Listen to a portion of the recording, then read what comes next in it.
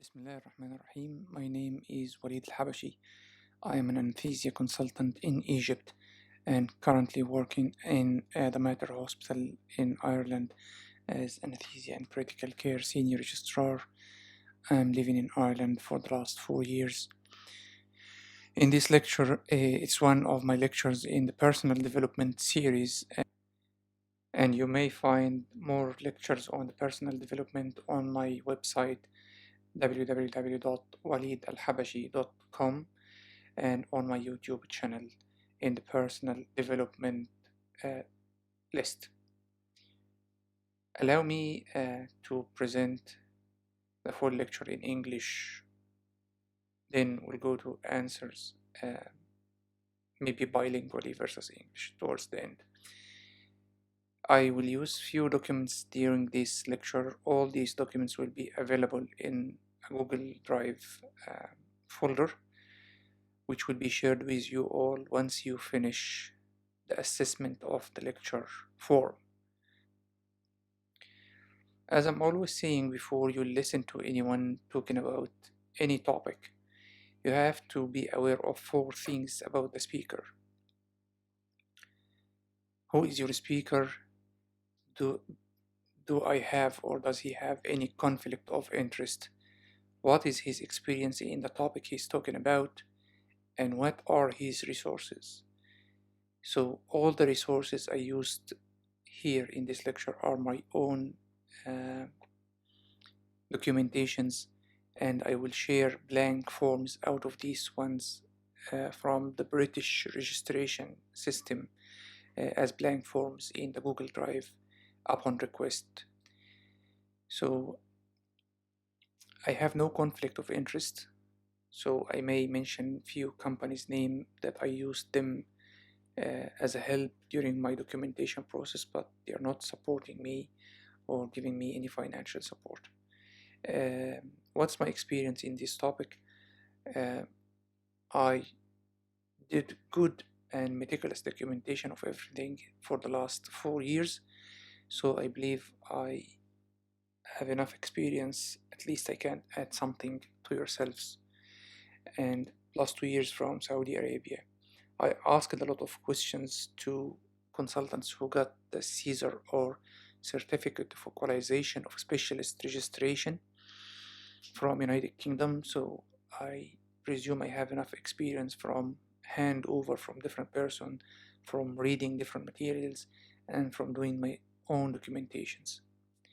So what is the idea? The whole idea here is about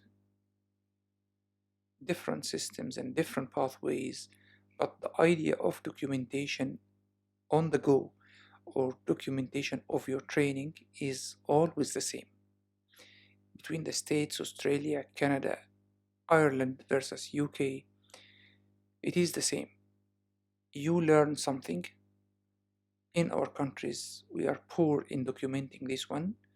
Once you finish your training, you cannot prove your training with documentation. So this is the gap between what you do and what you document. And in fairness, what is not written is not done. They cannot assess what you did in the term of training in your past if you don't have it in black and white, approved and countersigned by different people. There's another rule says that respect everyone but trust no one. This is kind of known concept in the foreign countries. They will respect you, but you have to prove what you say. It's not built on just they trust a word of mouth from yourself. So here comes the dilemma. Let's put the roadmap for these slides before we go ahead. So as I said, I will use all documents here of my own documentations, so no copyrights, so feel free to use it.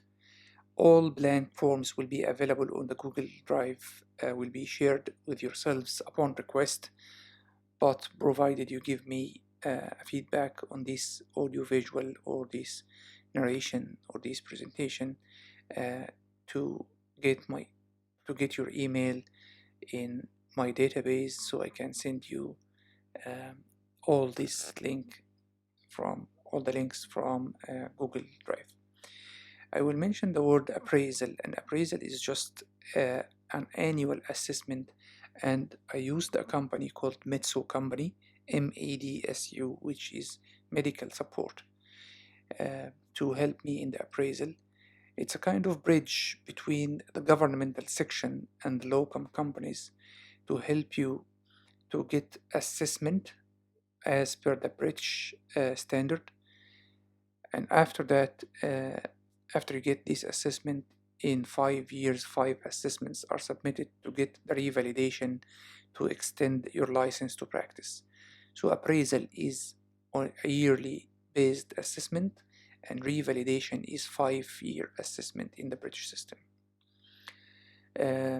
I'll keep saying all the time, Irish and British and Australian and American and British system is the most well written system in the term of documentation. So there is no structural system, to my knowledge, in the Australian or Canadian system. If you want to register on the specialist registration, they will ask you to submit your evidence, and they will go through this one and they will compare it with something that you don't see. So the beauty of the British system here, that's why I am using it as the backbone of this lecture, or the structural system I use here, just because there is no confidentiality on the system. Everything is clearly written there. So they will mention MSFB, which is multi-source feedback form. There is DOPS, which is direct observation of procedure skills. CBD, which is a case-based discussion. WPA, which is a workplace assessment form. And the Proforma, which is a form that joins all your documents together, signed by the consultant or your next higher level in the hierarchy if you're of your hospital or institution. Then I will mention the curriculum of your qualification, and will show you 2 qualifications that I have, or 2 qualifications of the qualifications that I have with their curriculum. Then we'll leave the discussion till the end, so no interruptions during the lecture.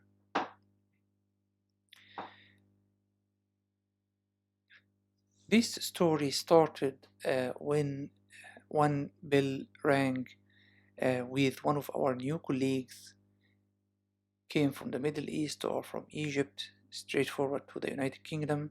He started to practice. Within the first week, a minor issue happened with him, or a minor incident happened with him.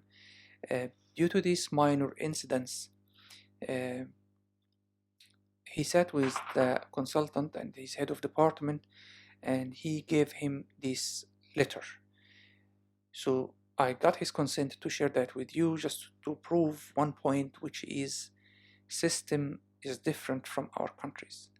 So my impression, this is what's written in the email, is that you have the technical skills and the medical knowledge, which is good, but, and there is always but, you are less familiar with the standardized procedures, protocolized care, effective communication, and non-clinical skills. And I believe that was real, because it's just a different system. We are not accustomed to deal with these systems in our countries because of a lot of differences in the system.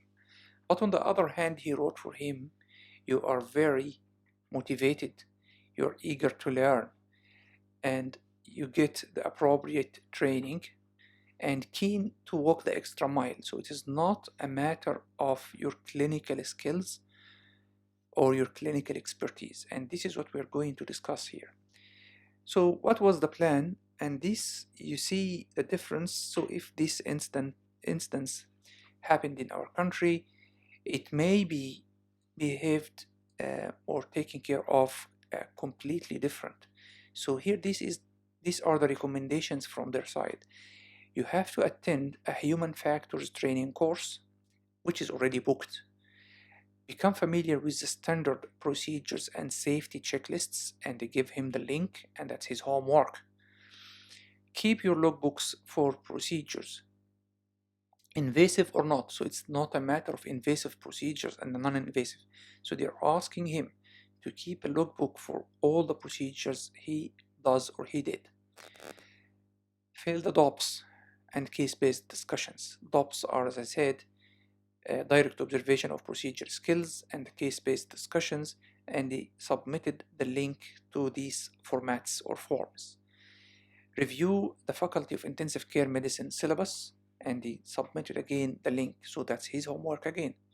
Start working towards CESR planning, and CESR here is Certificate of Eligibility of a Specialist Registration, and they submitted in the email the link to that stuff. So if you see from this email what I mean, it's very structured and very informative email. Says that this is the problem and we took that on board. We are helping from our side with booking the human factors training course for yourself, and we are giving you the guidance here, and then you have to do your part going through this and that. So it's still shared approach to solve the problem. But as you see from this email, documentation is a cornerstone in the management of the problem here. So what are the resources to document my career? What do I need to document? Where is the curriculum? And here is the annex files, which is completely free of charge, and it is uploaded on the British Medical Council website, and it depends on what is your specialty. So this is, for example, the CCT in anesthetics. This is my specialty, so this is what I have, and this is what I will share with you. But again, if you're a pediatrician, if you're a surgeon or a medical person, you need to go and search on the Google, write the annex training medical council. This is all what you need to write, and then it will give you your curriculum, and that's your homework. Every file of these may be 50 or 60 to 100 pages. You have to read that carefully to see how the British trainees are doing or going through their training. So it takes you from the intermediate level or beginning senior house officer or resident level to the higher level to the advanced level. So it is different levels. So you have a look on yourself and your stage and try to document at this stage. What to document, what they need from me to document is written in this annex, but I will show you good examples for that in this presentation. So the whole idea is go to the annex, read it carefully, see what is required from those trainees at your stage, and try to do that and document it. So I'm not saying you need just to document it, because you will be a consultant and you will be tested for every single piece of knowledge and practice. If you wish or not, that will happen down the line. So my advice is take this as a curriculum of your practice. If you need to put 100 central lines, for example, to go from year 2 to year 3, so make your target, I need to document 100 central lines after I do them, not just writing that I did 100 central lines. That's it. So again, your homework is the annex files, and how to find that. If you are an anesthetist, you will find that in the Google Drive file I'm sharing with you. If you are a different specialty, this is the time you go and search on your own. So what are the domains or the foundations of this clinical training assessment? We have 4 domains. Okay, the 4 domains are the domain 1, knowledge, skills, and performance. The second domain is participation in audits, quality improvement project, and service improvement project, QIP and SIP. The third domain is about communication, partnerships, and teamworks. And the fourth domain is how to maintain the trust, how I will renew your license. And let's go and dig a bit more in details here.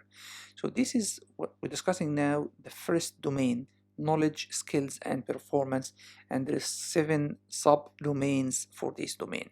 This is the main bulk. This is more than 70 or 75% of your evidence of training lies in the first domain.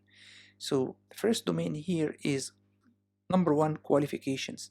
primary medical qualifications, if you got a specialist qualification like MD or PhD or whatever qualifications, you have to submit the syllabus or the curriculum or whatever you call it of your qualification as a part of the qualification. They will not take that as guarantee because you said like I have MD.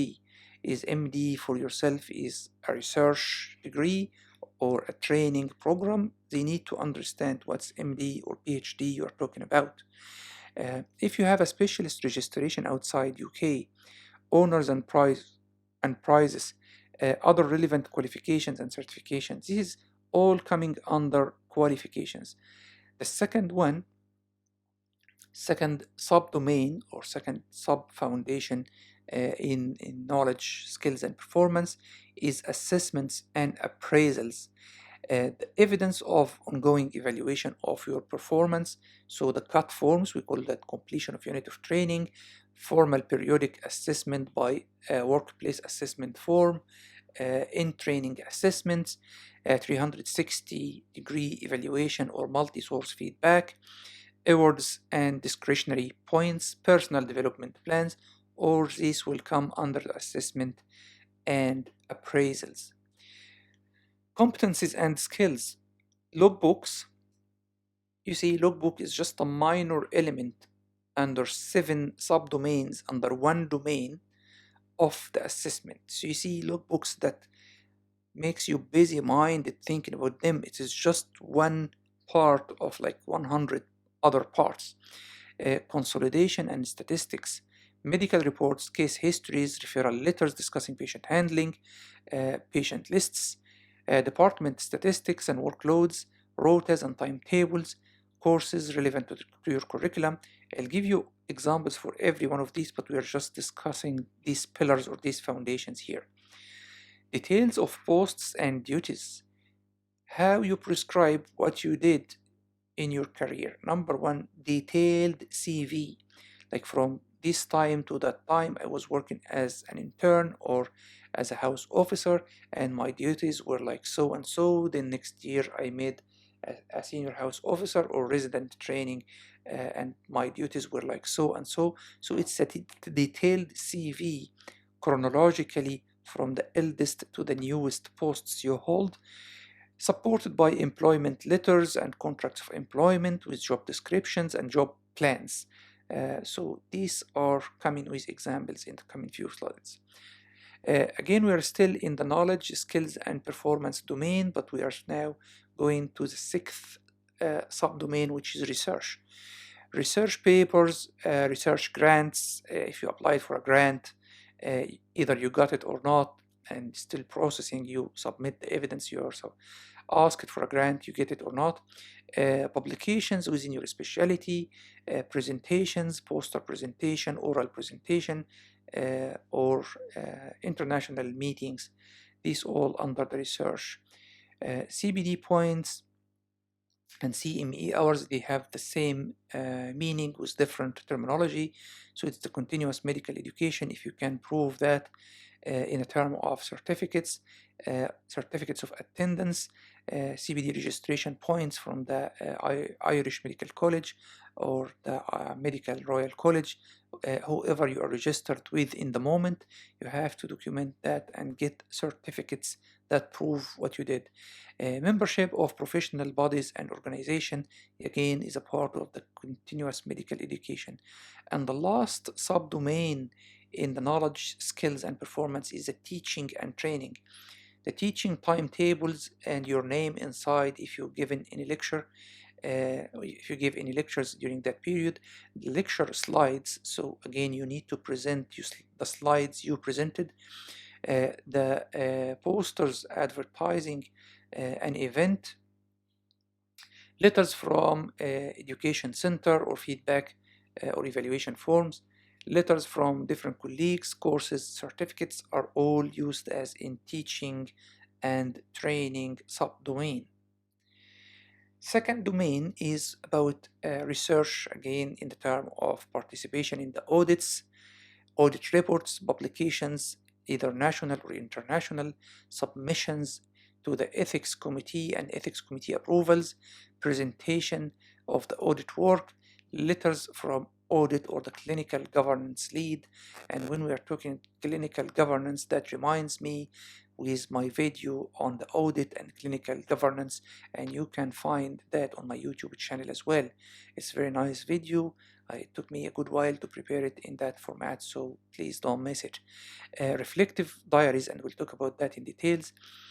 Invitations to attend meetings and meeting minutes, again, it's a part of your participation in audits, QIP and service improvement project.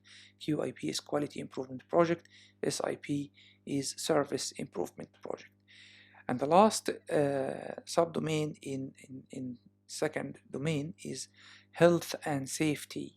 And what's meant by health and safety? You are keen about the patient health and safety, so you did few courses and you have some certificates on these courses about infection control practice and audits.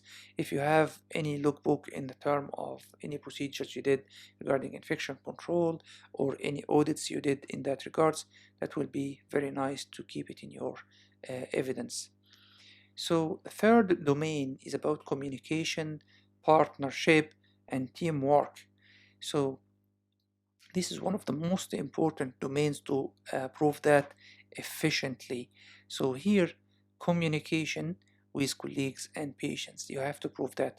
Partnership and teamwork, management and leadership and experience, sharing meetings or leading projects, like you have some letters from colleagues to whom it may concern, or testimonials, you have presented something in a meeting, either national or international, the meeting minutes and that stuff. So I just went quickly through these ones without examples, and now I can say this is the time for examples. So the first domain, what are the qualifications I should submit? Okay, any qualification you got. This is Irish Fellowship of Anaesthetics and my medical doctorate of anesthesiology, European Diploma of Anaesthesia and Intensive Care. It is just a copy of your certificate and sealed and signed with whoever issued the certificate. And what's more important than the certificate itself is the curriculum of this qualification, and every qualification has actually its content. So this is the Irish Fellowship of Anaesthetics, and this is the curriculum composed of 100 or 110 pages.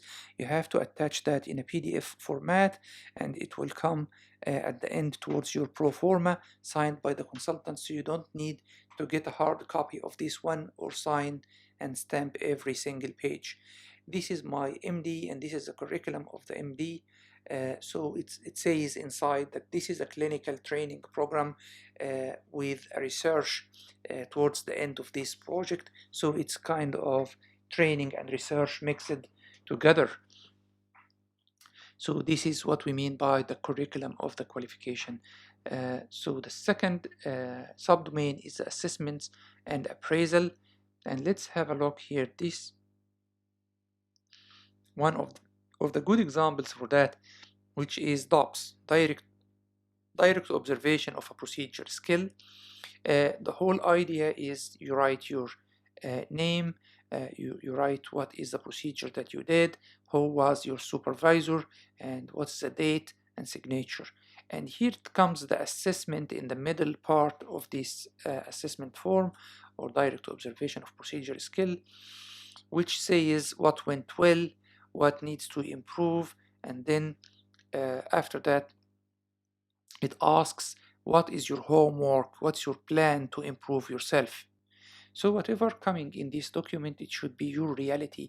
Don't fake anything there, because they will discover it. So there's no point to make any thing fake in this documentation. So this is the DOPS, and the other form is the CBD, or the case-based discussion assessment form. So the whole idea, again, I will select one of the cases. Here it was a hepatic resection. I put an epidural and central line, arterial line. So it's a good case for discussion, different anesthetic management. So just put again your full details, and then what went well, what needs to be updated. are you aware with the guidelines in that case, or you need to read it. So this will come again in your homework in the third box.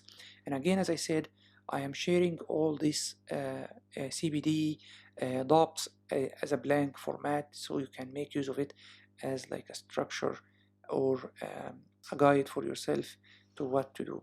The third form of these essential forms to document your training is what we call it workplace assessment form, and it will just again mention your full details as name, medical council number, and what is the hospital name and the period of training in this hospital from that to that, or from this to that. And then it says in the middle part of this page, it asks what are the resources, what are the sources the assessor used to judge yourself as satisfactory or not satisfactory. If you are unsatisfactory, he has to mention what is the plan to go ahead with to improve you. So it's not a matter of you are not satisfactory, so we'll just kick you out of the hospital or fire you. No, that's their responsibility to work with you to improve your level. So if you don't have anything here, that's well and good, but again, don't fake your documentation. Be honest. This is the best for your thing, for your future, because they will discover it. Cut form or completion of unit of training is one of the essential forms, and it says I finished this general surgery or general surgical intensive care medicine in this duration from this to that again, and this is the content of my training. From where to bring this content of this form? Again, go back to the annex and you will find it written in full details there, what you need to be aware of, what the cases that you need to work during this period, and then the grade or the assessment there, if it's very good or if it's excellent or whatever, and then signed and stamped by the consultant or your supervisor. If you're working as a consultant, your next in the hierarchy, for example, will be the head of department, so he should write for you and sign for you. So this is the cut form. There's another form called certificate of training, okay, and it says that during your stay in the hospital you did this module. So you did two months in ICU, 1 month in pain, 1 month in blah blah blah. So every month or two documented during your journey in the hospital. So if you have a 6-month stay or 1 year stay, you have to maintain the qualification and certification. So you need to mention all what you did during these 6 months in the term of training. So here this is 6 months.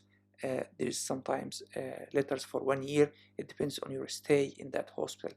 Again, 2 signatures are requested to be in the certificate of training, and one of them should be for the college tutor, preferably. If you don't have a college tutor, it's fine, it will be a 2 consultant. And again, back to the annex, and you need to see here this annex. What did it write in your level of training? Is it intermediate level, higher level, or advanced level of training? And then you see, okay, I'm an anesthetist and I need the intermediate level of training, so you're asked to do this and that. So this is how you bring the content from these formats to your logbook and documentation of your journey. So that's your homework. I'm not going to tell you about the annex anymore. So MSFP or multi-source feedback, which reflects your relationship with colleagues. There's 2 ways to do the multi-source feedback. Either you do it on the paper format or you do it by emails through a company. I used both techniques. So on the left hand side you will find an appreciation letter from one of the colleagues that will reflect that I have a good relationship with different colleagues. You need to submit during your 5 years training 25 or 24 forms for the colleagues, and the same for patients. Colleagues here does not mean your senior colleagues or your junior colleagues. It's physicians, nurses, porters, cleaners, everyone is included. That's why they call it 360. That means they assess you from all around you. You may be rude to one of the technicians or rude to one of the nurses, this will count negative on you. How to prove that? Again, you give documents anonymized, so they don't mention the names in this one, and write a few words about you, and then you collect that one in a box so you don't know who wrote what. Or you can do a survey, like a monkey survey or a Google form, and send it by email to everyone, and then it will not collect their emails. They will just respond to that form anonymized, so you don't know. They should feel free to say what they feel about you. So this is how it should look like. And in the right hand side, this is another document supports that I have a good relationship and good rapport with my colleagues. I worked in the Egyptian Doctors Association in Ireland for 3 years as a board member, and 1 year I was the academic secretary. And this is a thank you letter from the Egyptian Doctors Association. Says, dear Walid, you have done this and that. So it says that I am working in a team, and there was a good relationship with team members and with the whole board. So this is again a document I used to support my claim that I have a good relationship with colleagues. Again, it should be anonymized, but in these letters from colleagues, I didn't anonymize it because I did the multi-source feedback through different system, which is the online documents. So every one I'm sending the email, I don't know who is that one, but they are sending all of them anonymized so they can write freely their opinion about me. So personal development plans, this is a document that you write yourself. So you write it at the beginning of every training year.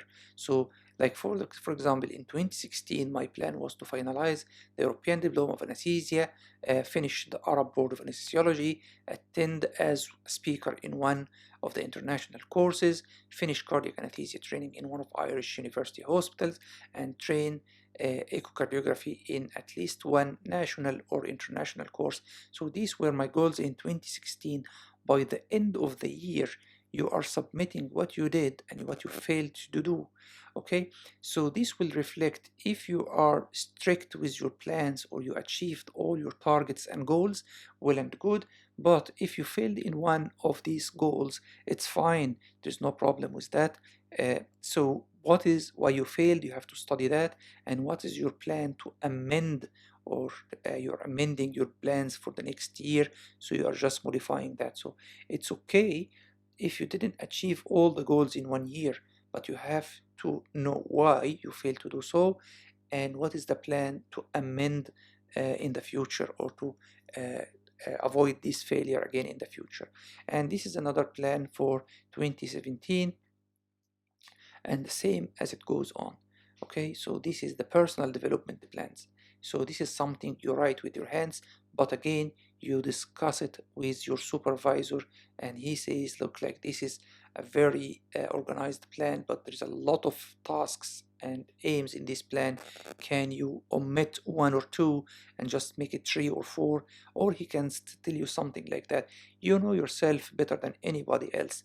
These plans are enough for me, or overwhelming, or just right amount. So this is how you write your personal development plans. Okay, now the third subdomain here is about competencies and skills. Everybody's talking logbooks, but there is a lot more than logbook. The whole idea here, if you see this triangle, is about triangulation. What is triangulation? Triangulation is a concept.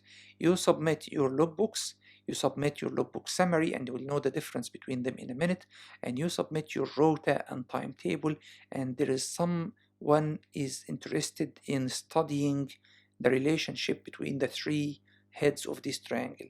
So I'll give you a good example. If your rota is saying that your Sunday you had been off to go to a conference, you were not rostered on Sunday 11th of September, and your logbook says that you anesthetized, or you put this patient asleep, or you did this surgery, then they will not tell you that you're a liar, but they will ask for justification. You are not rostered in this day, and you are saying that you did this surgery. What's the crack? What's the problem? where is the conflict coming from, and you need then to defend yourself and say, look, I wasn't rostered, for example, but they called me on an emergency basis because one of my colleagues were sick and he had a sick leave, and this is what I did. I had to attend theaters, so I put cases asleep. So I documented that in my logbook just because it was a regular working day. I didn't omit these cases from my logbook. But you have to have someone supports your story. So be careful. It's very difficult to go back on time and see what are your rotas and timetables and fake a logbooks. That's why I'm saying, again, this is for the junior rather than the senior staff. It's very hard to use the time machine and go back in time and try to document everything after 4 or 5 years. The best thing to do that is on the spot. That's why I'm calling this lecture document on the go. Document while you're doing the job, document while your journey is happening, not after. And then logbook summary is something very different from the logbook itself. I'll show you the difference with examples in a minute, but you got the idea. If you have a timetable or rota, it should correlate with your logbooks and with your logbook summary as well. So this is a regular rota. They should find your name if you say that you trained for 6 months in critical care. So they should find you in the rota of critical care at least 3 to 4 days a week in this rota to count it as an intensive care training. That's just an example. Now let's go to the main bulk of our mindset, which is logbooks. Logbooks, I prefer the paper logbook format, but still I upload them or I enter them in an online system to get my logbook summary.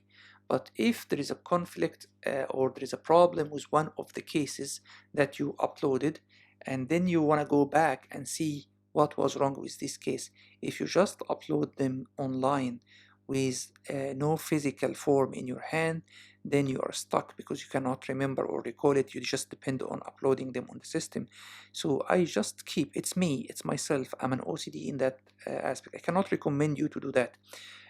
But this is what I do, and I feel more safe with this one. So I anonymize the patient details in my logbooks, and then I write the procedure, date and time, who was my supervisor.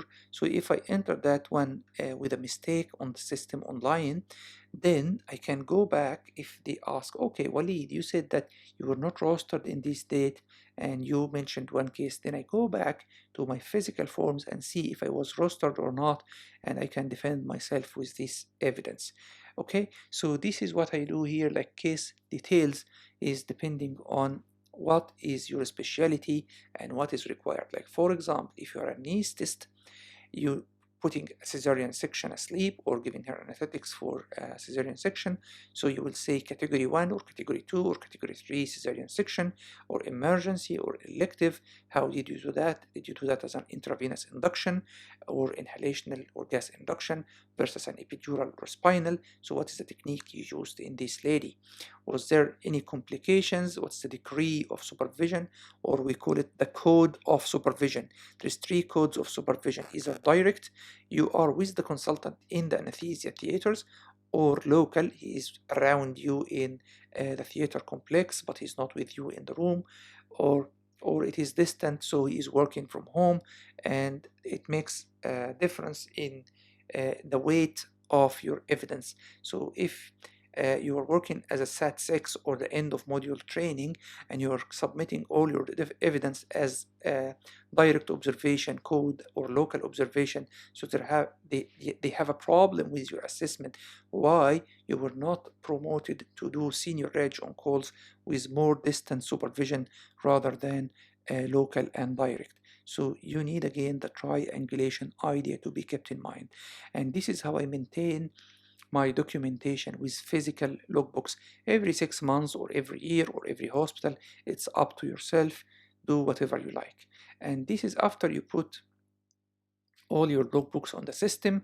This is how it looks like in a more organized fashion. So this is my cardiothoracic surgery training.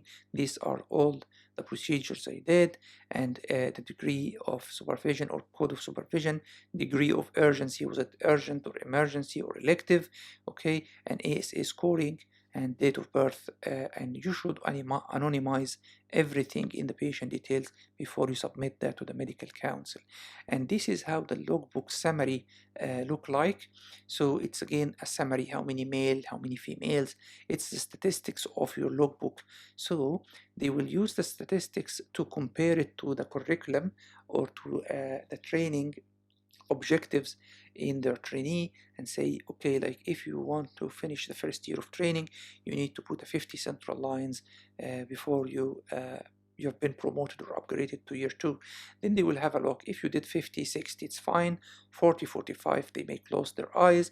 But if you did 10 or 15, they will ask you about that. So you know from in advance that your training supposed to have this number of patients for this procedure, why you didn't do so, and how we can help you. So it's a matter of helping you rather than anything else. Again, the codes are coming here in the logbook format: how many direct supervision, how many urgent or emergency, and this stuff. So logbook is different from the logbook summary. And now you know you submit the triangulation in the term of rota, logbook, and logbook summary, and make it honestly. Don't fake anything, because they will find out that you are faking it, and then you will be in a big trouble. Because once they ask about something looks suspicious, you're in a big trouble. And if you've proven faking your evidence, you are blacklisted. You have no chance to register in this medical council, and it will stick with you all your life. So take that very cautiously. So details of posts and duties. Again, your CV should be very detailed, and there is a video that I made on CV. I strongly recommend you can watch this video to give you a hint or idea what to do in my CV and what not to do. This video on how to write your CV is not very detailed one, but at least it gives you a hint on how to do that. So this is employment letters.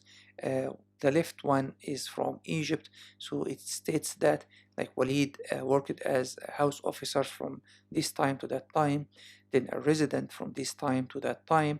And the second one on the right, this is a work permit from employment from the Ministry of Work in Ireland, and it says I was working as a reg or senior reg in this hospital from that time to that time.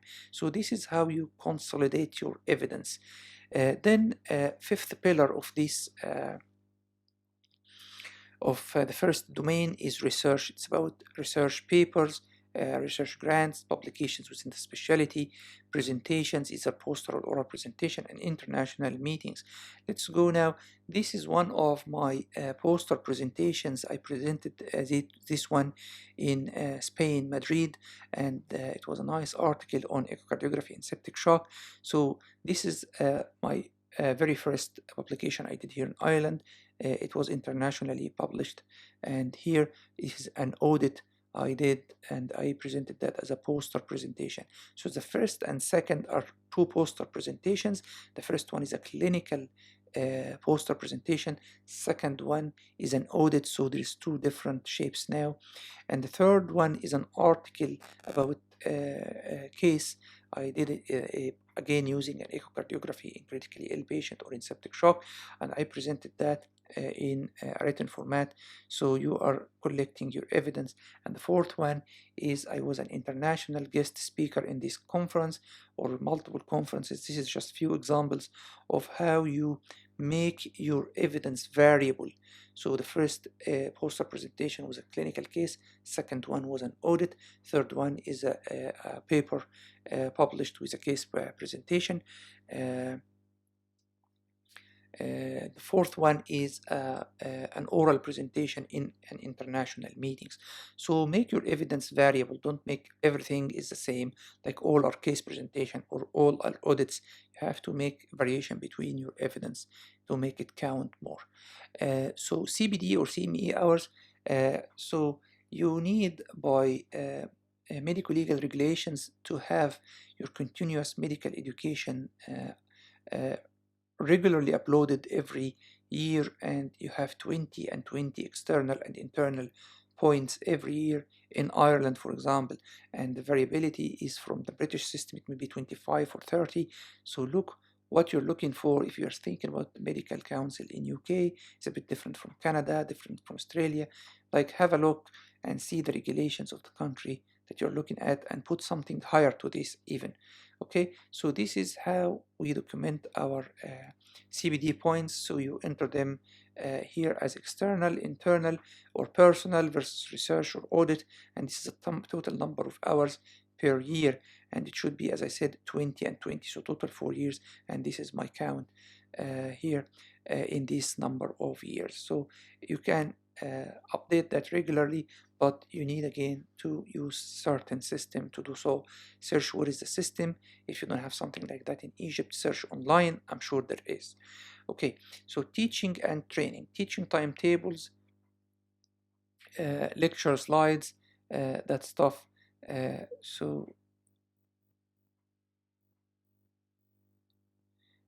Here, this is few lectures I attended, and I do reflection on these lectures. So what is reflection? Reflection is how this lecture is going to change my practice. So I tend again to document everything manually. Every single lecture I attend, I write at the end of it, what's my homework? Do I need to go and update myself in this stuff or in this area?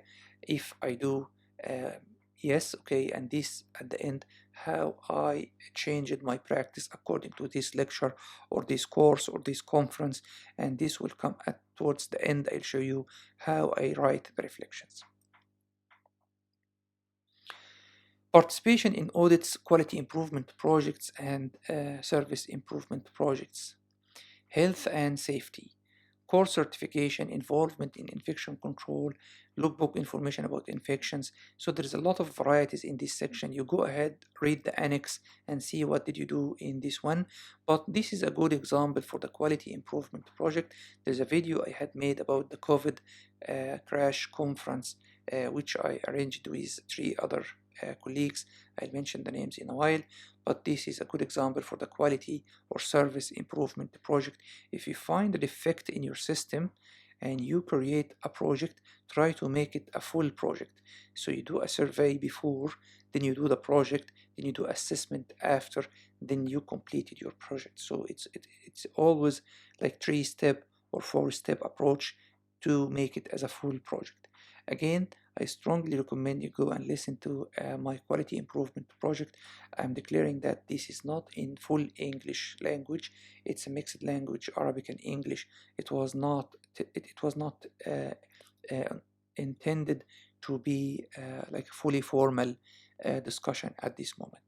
And the last domain here, or the domain before last, is the communication, partnership, and teamwork. Here, communication with colleagues and patients, partnership and teamwork, management and leadership experience, chairing meetings or leading different projects. So letters from colleagues, you have to be honest again, bring something real. Letters demonstrating your collaboration over the management, staff rota, appraisals, or reference written from different colleagues, thank you letters, and this is one of the very good examples of thank you letters. One of these thank you letters may weigh 100 or 150 of your other pages. This was a case 9-year-old. I discovered her condition or diagnosed her in the emergency department by ultrasound, and I had a long chat with the family. Family was very appreciative, and then it was the Christmas days. Once the Christmas is gone, or just before, they brought this gift in, saying a few nice words in a letter. So I attached that to my evidence, and it really counts to bring something like that. It says that you are nice dealing with the patients. And part of the multi-source feedback again is you need 24 or 25 letters from patients you dealt with during your life. So 25 is not a huge number if we're talking about 5 years of practice or training. Okay, so part of the domain 3 is management and leadership and teamwork. I made a professional diploma in management and leadership. A lot of people at this moment were telling me this is a verified distance learning or it's an online course. They wouldn't approve this evidence. But again, it's the idea of the triangulation. This is my concept. This is Walid's concept. I don't have any evidence if this is right or wrong, but this is my gut feeling. If you have a diploma in management and leadership, and then you are running a conference or a workshop or something, and you are the leader or the course director in this workshop, and then you received letters from colleagues during this workshop that worked with you in the team, and they are saying that Walid was working differently or he has a very good teamwork and leadership skills. This will give again the idea of triangulation. So it's not just the online course. There is online course that really counts, and there are others that does not count at all. So that one counts. Our good example for this is the Cochrane Systematic Review and Meta-Analysis. This is just an online course. It costs 360 sterling pounds to take this course, and it's still an online course. So again, I took another course about management and leadership. It's just a 2 or 3 hours course.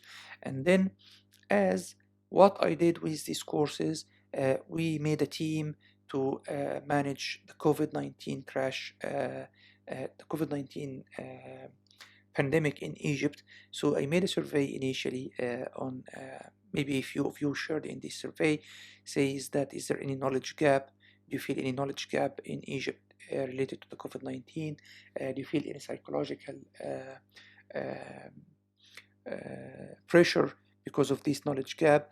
And actually the survey was supporting that there's a good knowledge gap. Up to 80% voted for that, and they feel under massive psychological pressure to deal with the COVID-19 without knowing that, without closing this gap, let me say. So I call these few colleagues, these 3 colleagues, Dr. Ahmad Madi, Professor Dr. Muhammad Ibrahim, and Professor Dr. Muhammad Al-Gindi. We worked together in this one, and I don't need to submit anything because everything is online. So the COVID crash course itself, the website is still available, the videos which are good enough documentation for yourself. So this is how you make use of the management and leadership into real life. So again, recruit the certificates and experience you got as knowledge, recruit it in your real life practice. This is if you reflect on that and you say during your summary or during your appraisal, I got this course, I got this benefit, so I recruited that in my life in doing so and so. Now you plan your career in the proper way. This is how they want to hear from you, how you document. And now appraisal. What is appraisal? Appraisal here, how you mimic the training scheme. So the first domain, again, the knowledge, skills, and performance. How you maintain your performance. You have to write here a few lines. So I wrote here, I'm asking consultants to sign my DOPS and debrief my performance from day to day and keep myself updated with the evidence-based practice. This is what I wrote for myself, or as a reflection on this part. Then the second subdomain is applying knowledge and skills and practice. Then I wrote, I work in a highly professional environment where everyone practice is audited and compared to the hospital standard.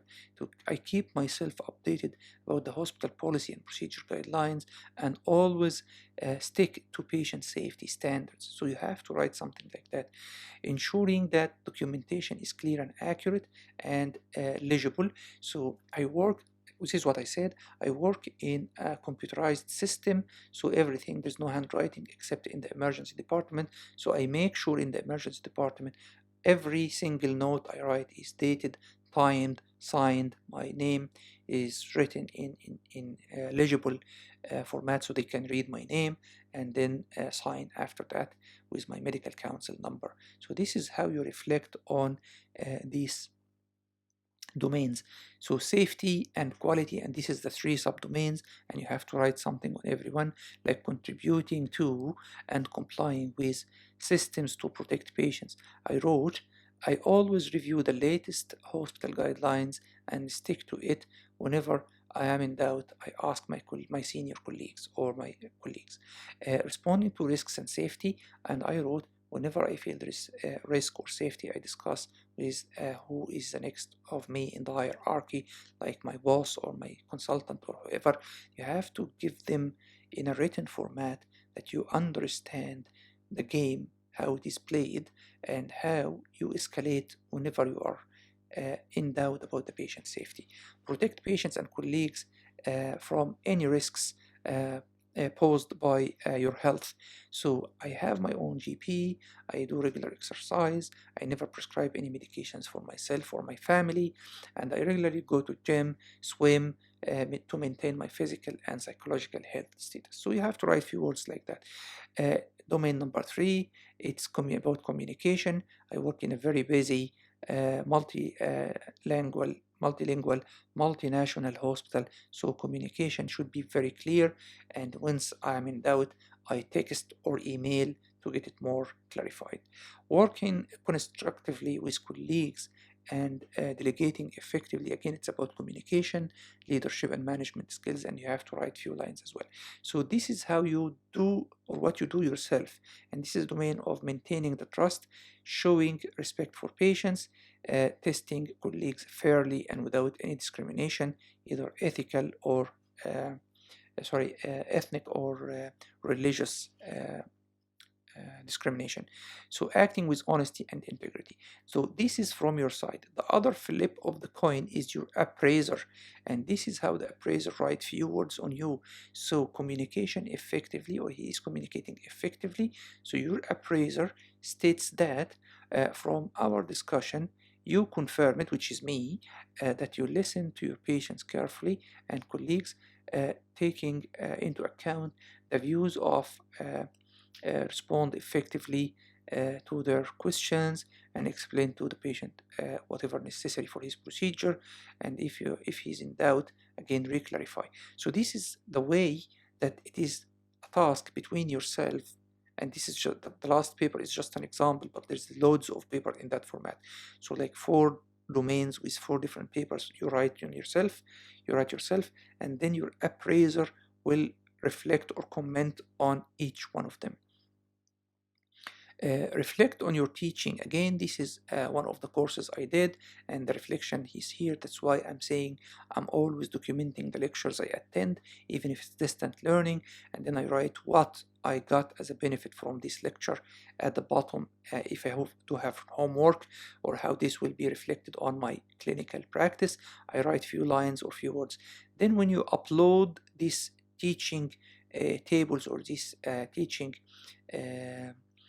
lectures on your appraisal form, you have something to write on reflection segment of it. So this is what I do recommend for you to stick to. Reference letter, every one of you, what is reference letter? So I don't need to go in details about the reference letter, but there is something like the reference letter called the structural reference letter. So structured form reference letter, which is coming as every single piece of knowledge and practice is audited and scored from 1 to 5, and the consultant or your assessor will sign on this form after giving you a score in this one. So they are trying to be as objective or as a measurable measurement should be something measurable, rather than saying he is good or bad, or he's excellent or very good, something like that. They try to make it like in digits format, or something that can be measured and calculated. And here, the last thing, or the last the third before last question in this form, it's asking directly on, is he okay to be a consultant? So they will not lie. If you don't deserve this post, they will not give it to you. You need to get 8 of these structured reference forms. So 8 different supervisors and consultants should say that you are okay to be on the consultant post. Okay, so this is how you should document your career on the go. So the end product of this one will be called Proforma. So what is a Proforma? It is just another form that you will find on the British Medical Council website, and it said after it takes all your data, it asks what did you submit as an evidence from every hospital. So for example, I did this logbook summary. It's in PDF format or Excel sheets, and this is the number of pages, and this is the date and time, and then the consultant will sign that and approve it. So it minimizes the hassle of documenting everything you need to document. So again, it minimizes the hassle of stamping every single sheet of your evidence. So once your consultant reviewed all this evidence and he wrote that this is right and correct, and he had seen your originals, and he had kept one of software copies of this one in a PDF format or in Excel sheets or whatever, when the British Council goes back to him and asks him, did you see this evidence with your eyes? Did you see this evidence and confirm that it is correct and true? He has to answer yes, because if he said no, you are in a big trouble, and he is as well, because he signed the form already. So this is just good examples of how we document our career on the go. So DOPS, ALMAT, workplace assessment, CUT form, completion of unit of training, certificate of training, these all things you need to do while you are still on training or shortly after at maximum. You cannot ride the time machine and go back 5 or 6 years trying to document that. I think this will be impossible to do all this amount of work. Okay, I know a lot of people did that, but a lot of people, when they submitted their evidence, failed because of that. So best of luck, everybody. And as I said, there will be a Google Drive with all the annex, with all the proformas, with all the evidence you need, but in a blank format. You can make use of it as just as a guide. Then you have to write your documents yourselves, and please feel free to ask any questions either on the Facebook page or on my YouTube channel. Feel free to ask questions. The last thing I may ask at the end of this video, please, if you like it, press like, share, and subscribe in the channel. This is how you're gonna support me and maintain this work. That's the first thing. The last thing is there is an evaluation form of this lecture. Kindly assess the lecture and submit your email, and once you submit the email in this lecture assessment form, I will get the email. A few days later I will send you all that folder with everything, so you can download it and start to work after that immediately. Thanks for watching, thanks for listening to me, and have a